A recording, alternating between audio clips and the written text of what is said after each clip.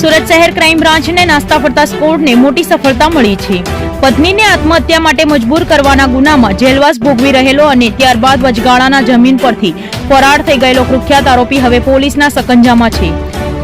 વર્ષ 2023માં સચિન પોલીસ સ્ટેશનમાં નોંધાયેલા આત્મહત્યાના દુષ્પ્રેરણાના ગુનામાં ભાવ સાહેબ ઉર્ફ ભાવેશ શિવાજી પાટીલ રાજકોટ જેલમાં બંધ હતો।